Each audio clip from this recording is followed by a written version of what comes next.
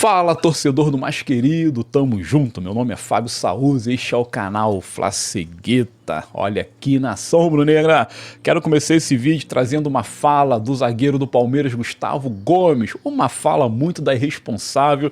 E eu já acrescento o seguinte: se o STJD for realmente um tribunal sério e imparcial, eles deveriam pegar esta afirmativa do zagueiro e assim, ó, meter ele no banco dos réus e aplicar uma punição pesadíssima. Olha o grau do absurdo. Gustavo Gomes, primeiro, que falou horrores acerca do juiz Milton Pereira de Sampaio. Falou que o Milton é o árbitro mais soberbo e arrogante do Brasil. Acusou o árbitro de ter problemas pessoais com o Palmeiras e ainda disse que o juiz desligou o microfone para xingá-lo, para falar um monte de coisas impublicáveis, tá? Desligou o microfone. Isso seria uma pena gravíssima imposta ao árbitro caso fosse realmente verdade. Só que de antemão a CBF veio a público e desmentiu a afirmação do zagueiro. A CBF disse o seguinte: é impossível, primeiro, o equipamento de microfone fica conectado ao pulso desculpa, gente, do juiz.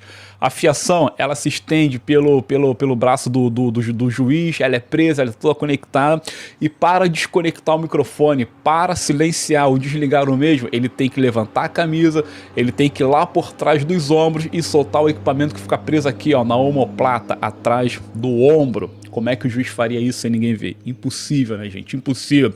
E a CBF corroborou também dizendo o seguinte: somente a equipe técnica, a empresa responsável pela técnica do VAR, tem autorização para ligar ou desligar os equipamentos, tanto aqueles equipamentos que ficam presos ao corpo do juiz, quanto os equipamentos que ficam na própria sala do VAR.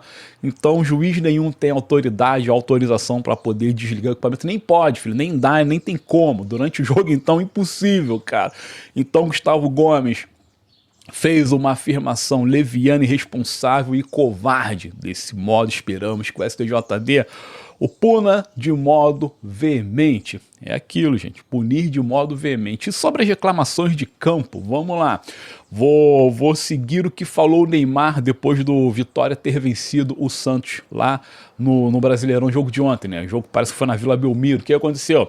Um pênalti onde o Brazão saiu para fechar uma jogada em cima do jogador do Vitória, o juiz foi lá e marcou um pênalti duvidoso e tal, não sei o que, teve o VAR, teve isso, teve aquilo, e no início do jogo teve um pênalti a favor do Santos que o juiz não marcou. O Neymar reclamou dizendo o seguinte no Twitter, aliás, no X: a arbitragem no Brasil tem que ser padronizada para ontem, tem que ser profissionalizada para ontem. É isso aí, cara, tem que ser mesmo, tem que ser profissionalizada, tem que ser padronizada e assim por diante. O problema é que a arbitragem, ela é ruim como um todo. A arbitragem no Brasil, ela é ruim como um todo. A arbitragem sul-americana, ela é ruim como um todo. Não tem padrão nenhum. Cada árbitro apita a revelia e é um pandemônio, salve-se quem puder. Tá, o problema tá aí. Mas acusar isso e aquilo... Tá acontecendo o seguinte: a arbitragem do senhor Milton Pereira de Sampaio foi ruim, mas não foi tendenciosa para o Flamengo, até porque houve erros para o Palmeiras e houve erros para o Flamengo. O que aconteceu é aquilo que o José Boto falou com total propriedade: o Palmeiras não está habituado a não ter a vantagem do VAR. Então não estão acostumados, filho, não estão acostumados. Teve um árbitro lá da Federação se não me engano, do Cuiabá, enfim, de Mato Grosso, não sei agora ao certo, que diz o seguinte: o Palmeiras está reclamando muito. Por exemplo, teve uma própria jogada do Gustavo Gomes em cima do Arrascaeta, que foi falta ridícula, escalafobética, claríssima. A jogada prosseguiu e o juiz não marcou. Quer dizer, um erro contra o Flamengo. Aí vem o Gustavo Gomes falando besteira depois, tá de sacanagem, né? Então é isso. Muita choradeira palmeirense a troco de nada. Eu sei que eles estão passando mal porque depois da nossa lindíssima vitória, as chances matemáticas de título do Mengão subiram absurdamente. Agora o Flamengo, segundo aquele Instituto de Matemática lá da Universidade Federal de Minas Gerais, o Flamengo hoje tem 49% de chance de ser campeão, enquanto o Palmeiras 47%. Aí o gato mestre que tá assistindo vai chegar aqui: porra, Fábio, como assim? Se o Palmeiras se mantém líder pelo critério de desempate ali, confronto direto não, né? Número de vitórias. Eu digo o seguinte: não importa, a matemática, ela é baseada nas estatísticas, e é o seguinte, o mesmo pensamento que eu tenho, o Instituto também tem, o quê? O Palmeiras, a tabela do Palmeiras daqui até o final do campeonato é um pouquinho mais complicada que a do Flamengo, e não só isso, não é só machismo não. Também está na seguinte questão matemática. O Palmeiras tem baixíssimo rendimento contra times que estão no G6. E o Palmeiras pega o Cruzeiro, o Palmeiras pega o Mirassol. O Flamengo também pega o Mirassol, mas o Palmeiras também pega. O Flamengo pega o Santos, que está lá embaixo, dentro de casa. O Palmeiras pega o Santos 2 vezes, que está lutando para não cair. O Santos vai querer vencer. O Palmeiras pega o Juventude, que tem chance matemática de escapar do rebaixamento. E assim por diante, compreende? E assim por diante. A matemática é clara. O Palmeiras tem hoje 47% de ser campeão e o Flamengo 49%. Eu, assim, chutando agora a matemática para escanteio, eu penso o seguinte: o Flamengo tem totais chances de ser campeão pelo seu próprio desempenho, pelo seu próprio elenco, pelas próprias convicções do seu treinador, que finalmente me parece que deixou de pardalizar. O Felipe Luiz deixou de pardalizar, o que é muito bom. Nação Rubro-Negra, like neste vídeo, inscrição no canal, compartilhe o mesmo, hypa o conteúdo e comente acerca dos assuntos aqui abordados. Peço o teu engajamento, que ele realmente é muito importante, gente. Ó, tem um projeto novo que eu estou construindo aqui no YouTube com minha esposa, Ana Souto, do canal Cegamente Incrível, que é o projeto chamado Discoteca do Mengão. É isso aí, gente. Discoteca do Mengão, procura aí no YouTube. Como o próprio nome diz, é um canal musical, tá? Já vou mandando. São músicas construídas com Sunuai, inteligência artificial, é o que tá bombando no momento. Pô, vocês vão se surpreender, cara, com a qualidade das músicas. É cada música pancada, meu irmão, pancada, porrada mesmo. E ontem, por exemplo, subi uma homenageando o Pedro, compus com a minha esposa e tudo mais, são todas músicas inéditas. Tá lá, homenageando o Pedro. E é o seguinte, é um canal, como o próprio nome diz, Discoteca do Mengão. São músicas de vários estilos, até para poder agradar a gregos e troianos, porém todas com viés rubro-negro. Eu vou trazer um diferencial neste canal Discoteca do Mengão, que é o seguinte: todo dia pós-jogo teremos uma música evidentemente inédita, homenageando o personagem principal do Flamengo daquele jogo. Por exemplo, fizemos a do Pedro, como disse, que fez chover contra o Palmeiras, e se Deus quiser, na quinta-feira publicaremos uma outra música homenageando a belíssima vitória do Flamengo contra o Racing pela Libertadores na quarta-feira. Então acompanha aí o canal Discoteca do Mengão, que vocês vão se amarrar.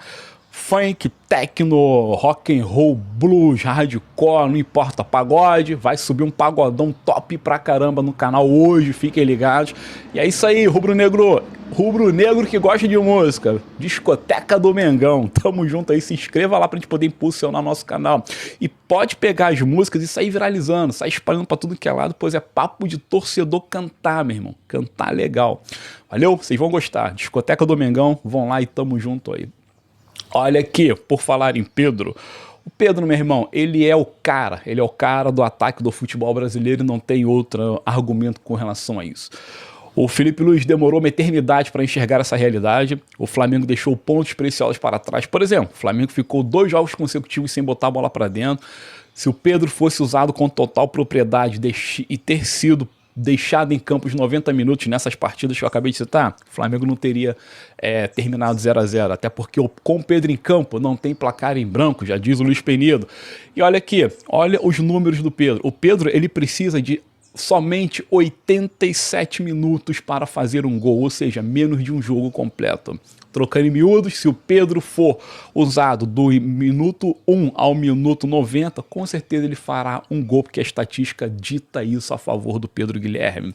Para tu ver, o segundo colocado neste ranking é o Arrascaeta, precisa de 127 minutos,3 para poder fazer um gol. E o terceiro colocado, que é o poderoso Tigrinho, o Victor Roque, precisa de 127,9, quase 128 minutos. O Pedro precisa de 87 minutos, o Victor Roque 128 minutos. E o artilheiro da competição, pelo menos aquele que vem despontando com futebol de qualidade, o Caio Jorge, ele precisa de 136 minutos.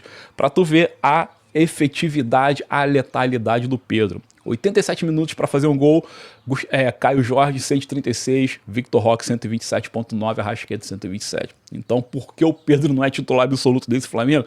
Não faço a menor ideia, mas espero que de hoje em diante o Felipe Luiz simplesmente se dissolva como é que se fala a palavra? Desse conceito, né?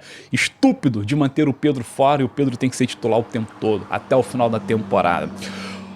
Olha aqui, gente, todos os ingressos para Flamengo e Racing foram vendidos, evidentemente, casa cheia novamente, botaremos mais de 70 mil, agora será uma constante até o final do ano, e esperamos que o Flamengo vença com autoridade o Racing. Claro que falaremos mais desse jogo nos próximos vídeos. E tá tendo uma discussão rapidinho antes de ir embora, que é a seguinte, como é difícil escalar o meio-campo do Flamengo com a presença do Eric Pulgar. Eu digo o seguinte, difícil aonde, cara pálida? Cadê a dificuldade de escalar o meio-campo do Flamengo? Gente, não adianta, o meio-campo do Flamengo, com o Eric Pulgar tendo condição de jogo, é Eric Pulgar, Jorginho, Arrascaeta. Pronto, esse aí é o trio fixo do meio-campo do Flamengo.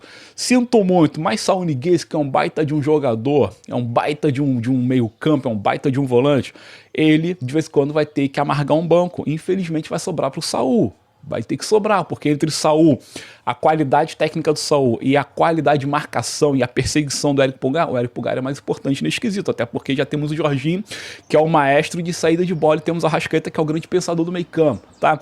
Mas eu digo aqui, baseado na queda técnica do Samuel Lino, e se você acha que o jogo é interessante ter a presença do Saul, vamos jogar no 4-4-2, que é o Saul como terceiro homem do meio campo, e o Flamengo somente com 2 atacantes, como sempre foi.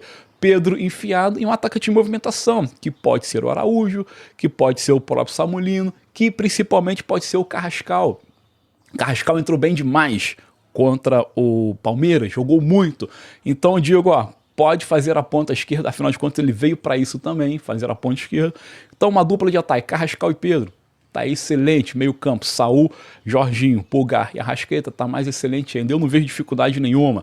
Claro que nessa formatação, Lino vai ter que cortar um dobrado para recuperar sua posição, o Plata ficaria deixado para trás e tá merecendo mesmo, já que o futebol do Plata encolheu absurdamente. E assim por diante, filho, é aquela parada, excelentíssimos jogadores para poucas posições, sempre vai ter grandes jogadores fora do time principal do Flamengo. Mas dizer que há dificuldade em escalar o Flamengo, meu irmão, dificuldade de acordar às 5 da manhã para quebrar asfalto ou desentupir esgoto. Dificuldade para escalar esse meio campo do Flamengo com esse tanto de jogador bom? Quem não quer essa dificuldade, né, cara pálida? Pelo amor de Deus, essas narrativas não fazem o menor sentido. Falaremos do Flamengo que estará em campo contra o Racing nos próximos conteúdos, pois o jogo é amanhã.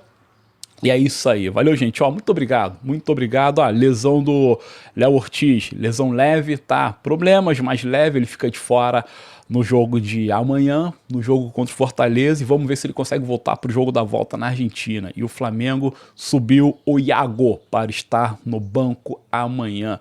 Eu digo, se o Flamengo tiver com o jogo controlado, vantagem de 2, 3 gols, tiver tudo tranquilo, pode sim botar o Iago para jogar alguns minutos já amanhã, jogar outros minutos contra o Fortaleza, até porque sempre é bom ter uma opção a mais de banco, já que o Danilo a gente não sabe como é que pode se comportar, ou o próprio Léo Pereira, né? Mas é isso, gente. Brigadão. Brigadão, tamo junto, saudações rubro-negras e até o próximo conteúdo aqui no nosso canal. Comenta tudo aí que eu deixei proposto aqui, valeu? Bota aí nos comentários suas opiniões acerca dos assuntos. Brigadão e até a próxima. Bom dia, boa tarde e boa noite.